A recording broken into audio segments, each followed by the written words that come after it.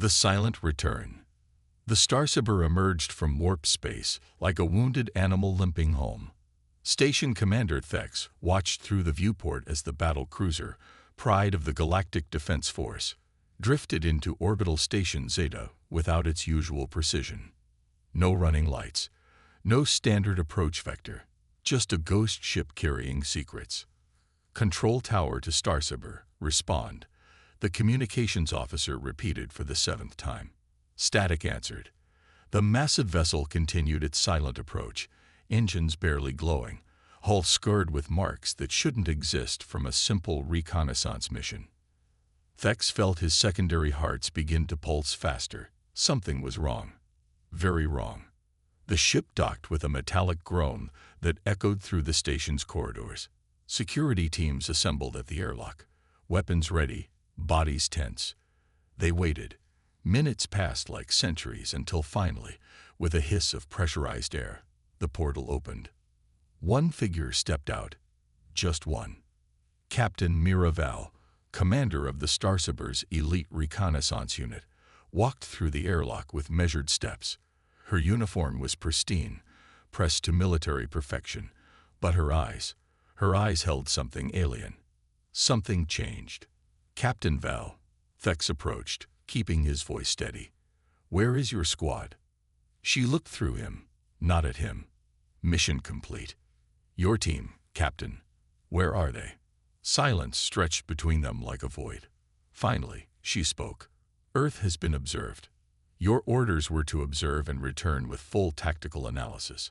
I need your report immediately. No. The word hung in the recycled air. No one in the history of the Galactic Defense Force had ever refused a direct order. Security personnel shifted nervously, hands moving closer to weapons. Captain Val, you will report to debriefing immediately or face court-martial. I refuse.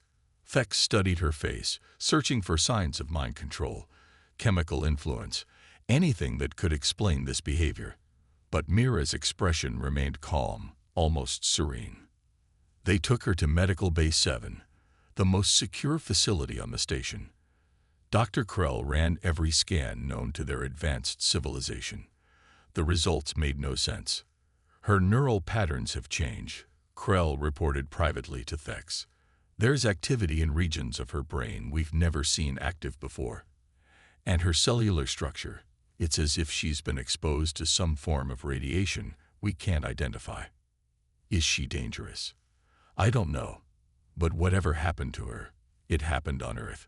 3 months earlier, the mission had seemed routine. Earth, a backwater planet in the unfashionable end of the galaxy, had shown signs of developing space travel capability. Standard protocol required observation and assessment before first contact. Mira remembered the briefing clearly. She stood before her squad in the Starsaber's tactical room, the blue light of the holographic display casting shadows across their faces. Our objective is simple, she had explained. Observe human culture, assess their military capabilities, determine if they pose a threat to galactic stability. We land, we watch, we report. Questions. Lieutenant Vex raised a tentacle. Intelligence suggests humans are primitive. Why send an elite unit? Because preliminary scans show anomalies we can't explain. Better to be overprepared than dead. Her squad had laughed. They were the best. Combat specialists, cultural analysts, tech experts. Nothing in the known universe had ever posed a real threat to them. The landing had gone perfectly. They chose a location their scanners identified as a population center, materializing their ship in what appeared to be a recreational area. Their cloaking technology rendered them invisible to primitive human detection methods. Strange architecture, noted specialist ran, observing the rectangular structures. Inefficient design. Look at their transportation. Corporal Nix pointed to wheeled vehicles moving along designated paths. They still use combustion engines. Mira remembered feeling confident, almost amused by human primitiveness. Then they encountered their first humans. A group of adults sat in a circle on the grass, passing around a spherical object while making rhythmic sounds. Children ran in seemingly random patterns, emitting high-pitched vocalizations. The scene appeared chaotic, purposeless. "What are they doing?" Vex asked. "Unknown," Mira replied. "Begin cultural analysis protocol." That's when everything started to change. Specialist Dran approached too close to a human child. The child looked directly at him, impossible, given their cloaking technology, and offered him a small, colorful object. "Captain," Dran's voice crackled over the comm. "The juvenile. It sees me. Maintain position. Do not engage." But the child persisted, pushing the object toward Dran's invisible form. Other children gathered, all somehow aware of the cloaked alien's presence. They surrounded him, chattering in their incomprehensible language, offering more objects. Toys, food items, small creatures they called puppies. "Captain, something's wrong with our cloaking," Nix reported. "Multiple humans are making direct eye contact."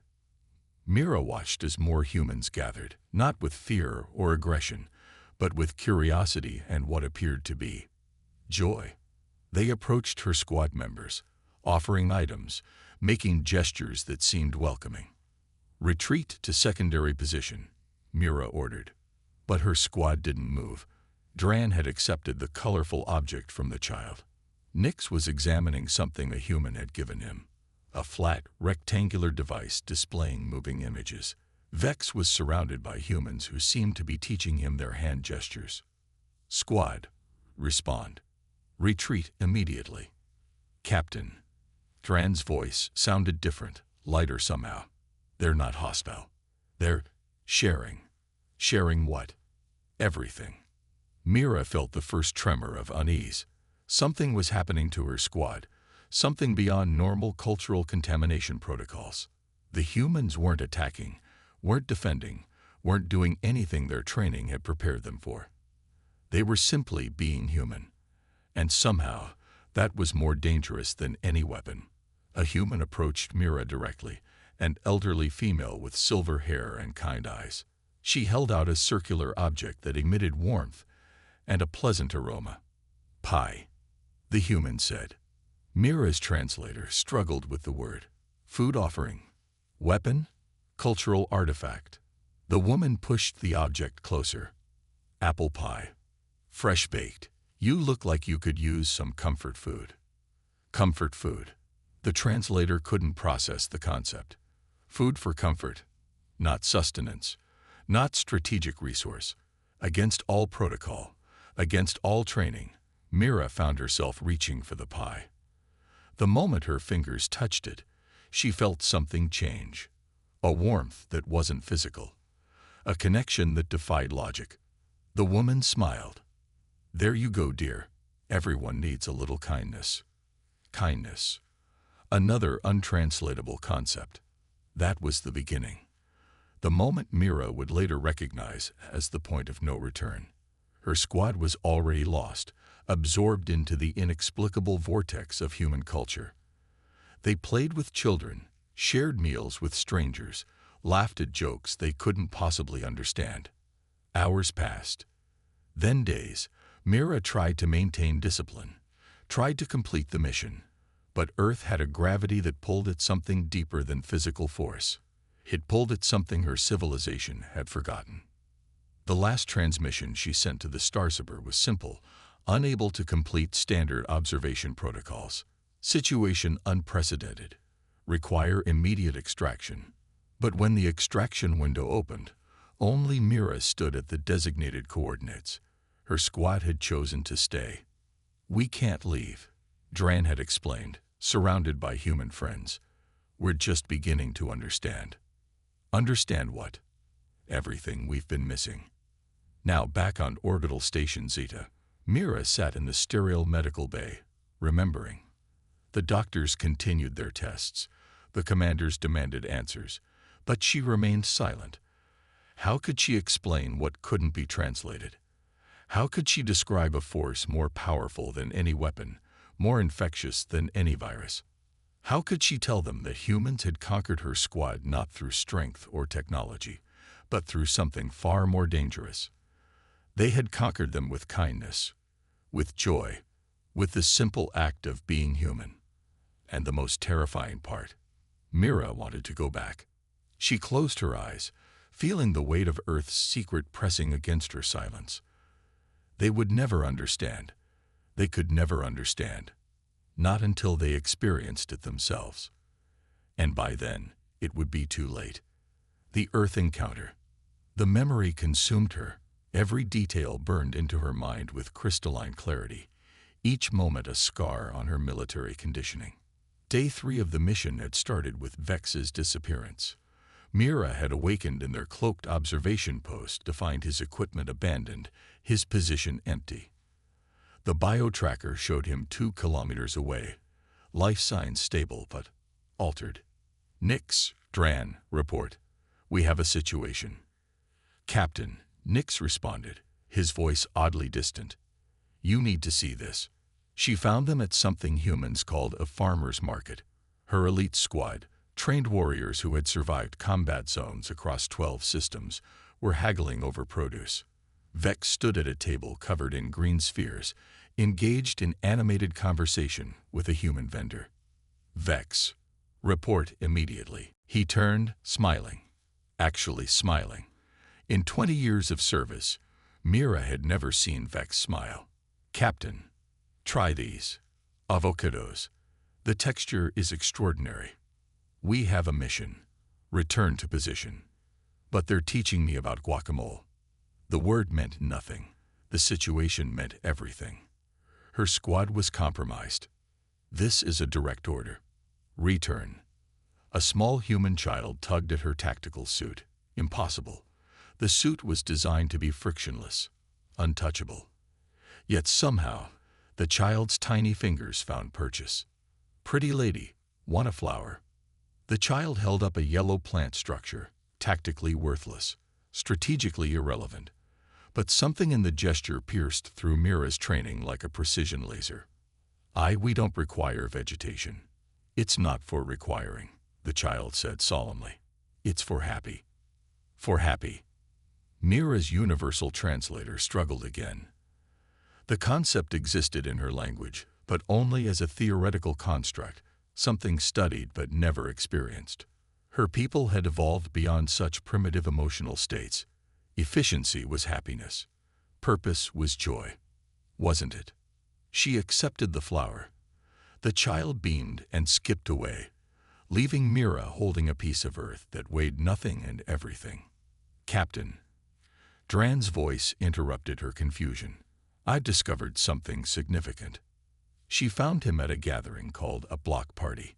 Humans had closed off a street and were engaging in mass recreational activities. Music played from crude speakers. Food cooked on open flames. People danced without coordination or purpose. What's significant about chaos, Dran? It's not chaos. Look closer. She observed. Patterns emerge. Not military patterns, not strategic formations, but something else. Connections, invisible threads linking human to human, creating a web of what?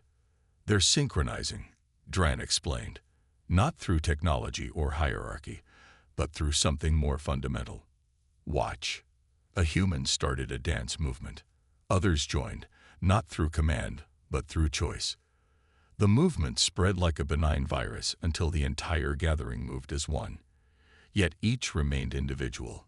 Collective consciousness. Mira hypothesized. No, collective joy. Joy. Another problematic concept. This is irrelevant to our mission, she insisted. We need tactical data, threat assessments. Captain. Nix appeared, carrying what appeared to be a small, furry creature. Meet Herbert. What is that? A dog. The humans give them as companions. Herbert chose me. Chose you? Yes, apparently. They can sense compatibility. The creature looked at Mira with liquid eyes that seemed to peer directly into her soul. It made a sound, a bark, that somehow conveyed welcome, acceptance, and a question all at once. It wants to know if you're okay. Nix translated, though how he knew this was beyond comprehension. I'm fine. Herbert tilted his head, clearly unconvinced. The days blurred. Each attempt to maintain mission protocol met with gentle, irresistible human intervention. They were invited to meals, celebrations, quiet moments of reflection. Humans shared stories, songs, traditions, asking nothing in return except presence. Mira fought it. She ran tactical simulations, filed reports, maintained discipline. But Earth had a gravity that pulled at something deeper than duty. The turning point came at something called a wedding. Her squad had been invited, somehow, despite their alleged invisibility, to witness a ceremony binding two humans together. Tactical advantage of permanent pairing. She asked the human nearby. The old man chuckled. Love doesn't need tactics, dear. Love. The universal translator failed completely. She watched as two humans made promises to each other, promises with no strategic value, no military significance, no practical purpose except. The crowd wept.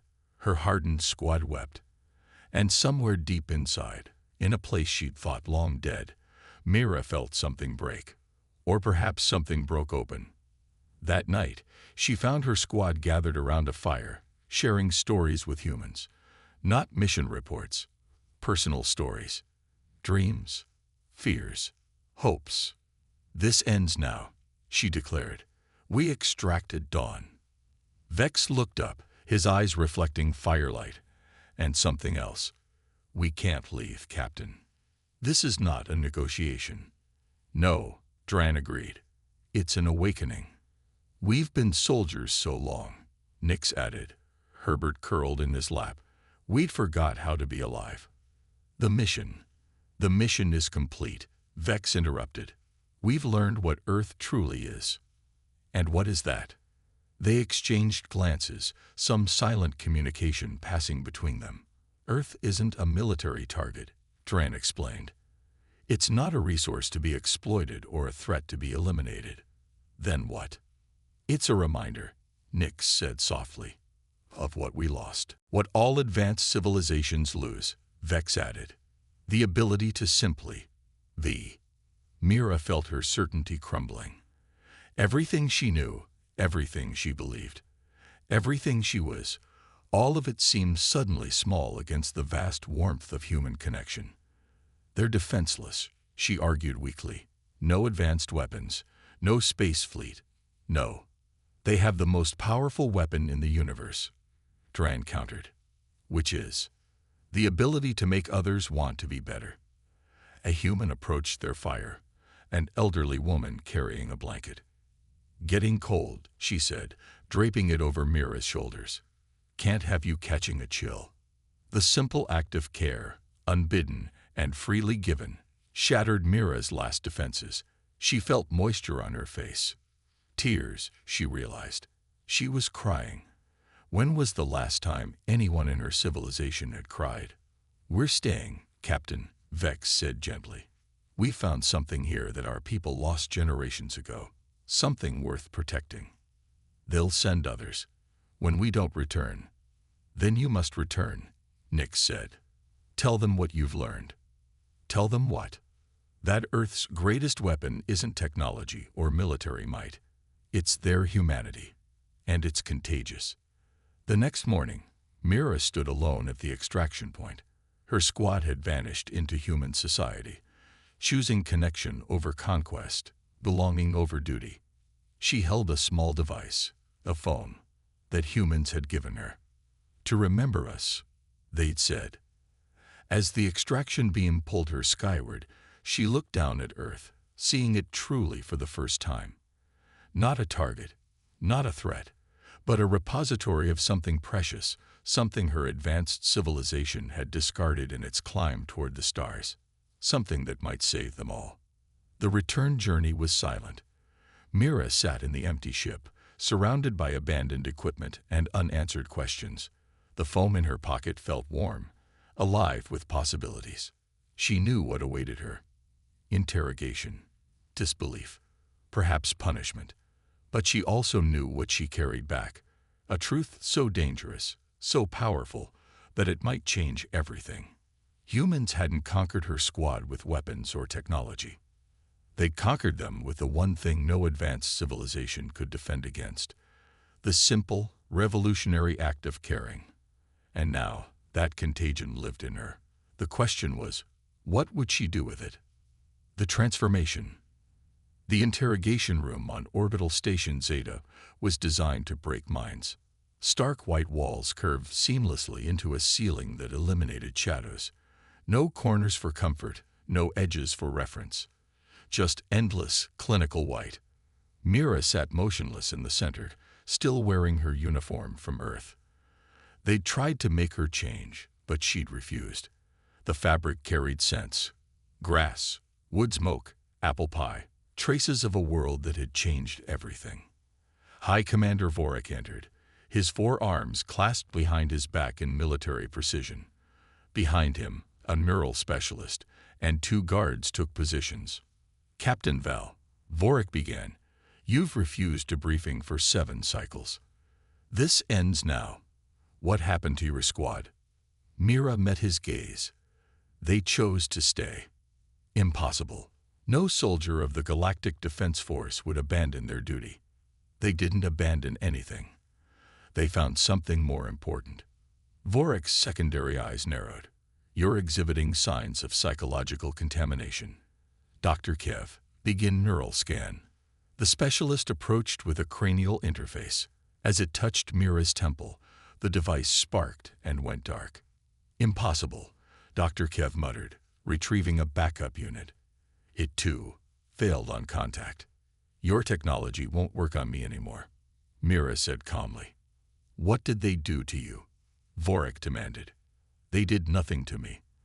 They simply showed me what we've forgotten." The room's temperature dropped suddenly. Ice crystals formed on the walls. The guards raised their weapons, but Mira hadn't moved. "Interesting," she observed.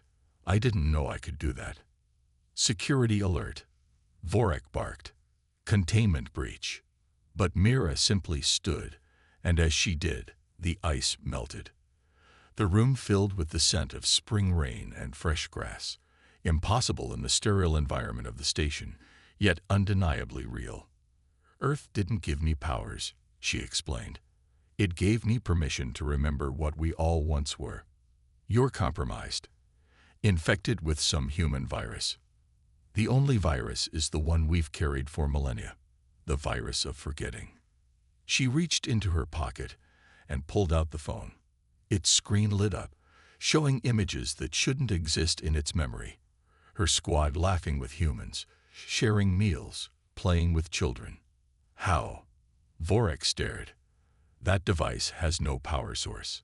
It runs on connection." Mira smiled. "Something we've forgotten how to generate." The images projected into the air, holographic but warm, real in a way their advanced technology never achieved. The guards lowered their weapons, transfixed by scenes of simple joy. "Humans aren't primitive," Mira continued. "They're essential. They've maintained something we sacrificed in our rush to the stars: sentiment, emotion, weakness. No, strength. The strength to remain whole while growing, to advance without losing themselves." The room shifted again. Stars appeared on the ceiling, but not the cold, distant stars of space. These stars twinkled with warmth, with possibility, with invitation. "What are you?" Vorik whispered. "I'm what we all were before we decided that feeling was inefficient, before we chose power over connection." She approached him, and he didn't retreat. Couldn't retreat. Something in her presence called to a part of him long dormant. "Touch my hand," she offered. "That's against protocol. Please." He reached out, military discipline warring with inexplicable compulsion. Their fingers met. The universe exploded. Not with violence, but with memory. Vorik saw / felt / remembered his species' history. Not the sanitized version in databases, but the truth. They had once been like humans. They had loved, laughed, cried, danced. They had created art for beauty's sake, sung songs without purpose, gathered simply to be together. And they had chosen to abandon it all. "By the stars," he gasped, pulling away. "What have we done?" "What all advanced species do," Mira said sadly. "We evolved past our hearts." The neural specialist had dropped her equipment, tears streaming down her face, the first tears she'd shed since childhood. The guards stood transfixed, weapons forgotten, memories of forgotten emotions flooding their systems. "It's spreading," one whispered. "I can feel it spreading." "Of course it is," Mira nodded. "That's what humanity does. It reminds us." Alarms blared throughout the station. Command had detected the anomaly, the outbreak of suppressed emotions rippling through the sterile corridors. Personnel stopped working, started talking. Some laughed. Others wept. A few began to sing half-remembered songs from their species' distant past. "We have to contain this," Vorik said, but without conviction. "You can't contain truth. You can't quarantine remembering. The Council will never allow. The Council will have to face what I faced, what my squad faced, the simple fact that we broke ourselves to reach the stars." Through the observation window, they watched as the emotional cascade spread. Technicians abandoned their posts to comfort each other. Scientists set aside experiments to share stories. Soldiers removed their helmets and remembered they had faces. Earth must be quarantined, Vorik decided, for our protection. Not quarantined, Mira corrected. Protected. Earth is the repository of what we lost. It's not a threat. It's a lifeline. And your squad. They're the first ambassadors to a future we abandoned. They're learning to be whole again. Vorik straightened, military bearing returning but somehow softer. "I'll need to report this. Report the truth. Earth isn't dangerous because it's primitive. It's dangerous because it's preserved what makes life worth living. And you." Mira smiled, and in that smile was every human expression she'd witnessed. Joy, sorrow, hope, love, all woven together. "I'm the bridge between what we were and what we could be again." She turned to leave, and no one stopped her. As she reached the door, Vorik called out, "Captain Val." "Mira, what should I tell them?" "About Earth." She paused, considering. Then she spoke the words that would change galactic civilization forever. "Tell them that Earth holds the cure for a disease we didn't know we had. Tell them that humans haven't ascended to the stars not because they can't, but because they understand something we forgot. That the journey matters more than the destination. And if they don't believe me, then tell them to send their bravest. Not their strongest fighters or smartest scientists. Send those brave enough to feel again." She left the interrogation room, walking through corridors now filled with awakening emotions. People reached out to touch her as she passed, each contact sparking recognition, remembrance, reconnection. In the docking bay, she commandeered a small scout ship. No one challenged her. They understood, somehow, that her mission wasn't over. As her ship left the station, she set course for the borders of Earth space. Not to return, not yet, but to stand guard. To ensure that when others came, they came ready to learn, not conquer. Behind her, orbital station Zeta transformed. Reports would later describe it as a malfunction, a mass hallucination, a temporary psychological event. But those who were there knew the truth. They had been healed. The scout ship took position in deep space, hidden but vigilant. Mira opened a channel on the quantum communicator, broadcasting on a frequency only her former squad would recognize. "This is Captain Miraval. The seed has been planted. The remembering has begun." Static answered, then a familiar voice. "Vex. We knew you'd understand. Welcome to the Resistance, Captain." Resistance. Against forgetting. Against losing ourselves to progress. Against the death of wonder. Through the view screen, Mira watched Earth turn, blue and white and perfect. Somewhere down there, her squad was learning to be human. And somewhere in the greater galaxy, others would soon begin their own journey back to wholeness. She settled into her post, guardian of humanity's light, protector of the cure for a civilization's soul sickness. The mission had changed. The mission had just begun. And across the cosmos, in stations and ships and colonies, people began to dream again, to hope, to remember, to feel. The revolution wouldn't be fought with weapons or won with technology. It would be won with the simple, devastating power of rediscovered humanity. And it had already begun. End.